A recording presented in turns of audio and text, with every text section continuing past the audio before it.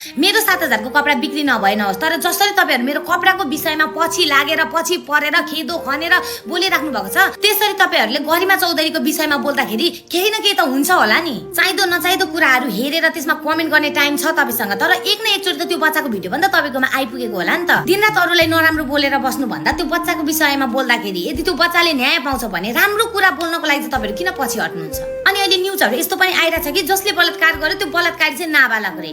अब त्यो नाबालक हो भन्दैमा बलात्कार गर्ने अधिकार त त्यसलाई पनि छैन नि त। एउटा बच्चालाई बलात्कार गरेर कुन अवस्थामा कस्तो अवस्थामा चाहिँ मारेको छ क्या। जेनजी प्रोटेस्टले हामीले सरकार बदल्न सक्यौ भने यस्ता अपराधीहरुको विषयमा पनि हामीले आवाज उठाएर यस्तो बलात्कारीहरुलाई हामीले सजाय पनि दिन सक्छौं। तपाई हामीलाई थाहा भएकै कुरा हो, जस्टिस फर गरिमा चौधरी भनेर यो हाम्रो सरकारले जस्टिस दिन्छ दिदैन त्यो हामीलाई थाहा छैन। न्याय दिने भएको भए त अस्ति दिइहाल्थ्यो त। आखिर अहिलेसम्म हेरेर चाहिँ के बसेछ नाबालक त्यो सुन्दा पनि कस्तो दिमाग खराब हुने टाइपको क्या। अब त्यो नाबालक हो भने चाहिँ त्यसलाई अधिकार चाहिँ कसले दियो? अब त्यसलाई छोड्ने?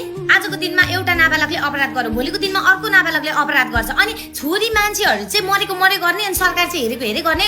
अब अहिले धेरै ठाउँमा सानो बच्चाको न्यायको लागि चाहिँ प्रोटेस्टहरु भइरहेछ। यदि हजुरहरु नजिकै हुनुहुन्छ भने चाहिँ प्लिज सहभागी भइदिनु होला। अब हाम्रो ठाउँमा भयो भने त अभियस कुरा म गइ नै हाल्छु। यदि हजुरहरु चाहिँ अहिले त्यता नजिक हुनुहुन्छ भने चाहिँ प्लिज गइदिनु होला, आवाज उठाइदिनु होला। जसरी हुन्छ यो अपराधीलाई यो बलात्कारीलाई चाहिँ सजाय चाहिँ दिनै पर्ने हुन्छ।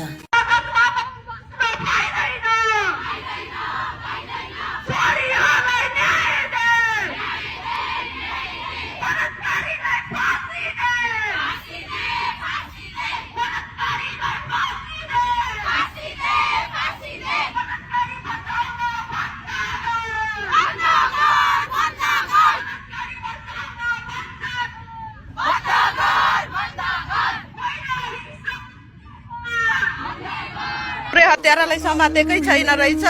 आज म जबरजस्ती थानामा गएर हेरेको, अरू हत्याराहरू पनि छैन रहेछ। थुनेको जति मात्र छ त्यो 2 जनालाई मात्र समातेको छ। त्यसमा सबैको षड्यन्त्र छ, त्यसको घर परिवारको पुरैको फ्यामिलीकै। अरू कसैलाई आशंका गरेथ्यौँ कि त्यो घरमा ती दोस्रो दिनमा बच्चा हराउँदाखेरि हामी चाहिँ प्रहरी चाहिँ सहकर्मीहरूसँग चाहिँ मिलेर उहाँहरूले हामीलाई साथ दिँदाखेरि जङ्गल सबै छाप मारेर आएपछि यो घरको आसपास नालामा पो मारेर फालेको छ कि भनेर आशंकाले, कि नालामा पो छिरेर कतै केही भयो कि भनेर त्यो आशंकाले हामी त्यसको घरको वरपर नालामा सारा गाउँले मिलेर खोज्दाखेरि उहाँहरूको घर बन्द र घरभित्र मान्छे।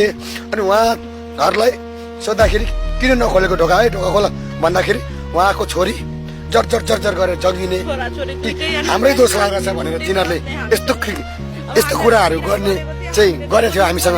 र यो जिज्ञासा यो कुरा मैले प्रहरीहरू समक्ष पनि राखेँ र उहाँले के भन्नुभयो, तपाईँले मुखले भने अनुसारले दाइ हामीले केही प्रक्रिया गर्न सक्दैनौँ, उहाँहरूलाई कसैले पनि गर्न सक्दैनौँ।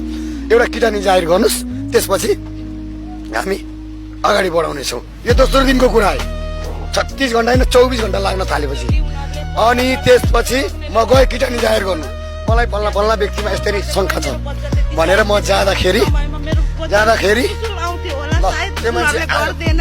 आएपछि त्यसपछि के कुरा भयो कि ल सर यो कल डिटेल्सहरू हजुरहरूले यो मोबाइल ट्र्याप गर्नुहोस्, यो कहाँ छ लोकेसन ट्र्याप गर्नुहोस्। मेरो छोरी हराएको दिन यो मान्छे व्यक्ति हराएको छ, मोबाइल स्विच अफ छ भनेर मैले जिज्ञासा सबैकोले स्पष्ट त्यो हराएको व्यक्तिको मोबाइल अफ भएको व्यक्तिको उहाँले त्यही दिन ट्रेस गर्नुपर्ने हो कि होइन? मेरो दायित्व मैले खबर पुर्याएँ, मैले सबै चिज दिएँ र पनि उहाँहरूको चाहिँ त्यो चिजमा किन कमी कमजोरी आयो? एउटा मेरो भनाइ, म गरिब बाउको, म पीडित बाउको भनाइ, म गरिब जनताको भनाइ हो।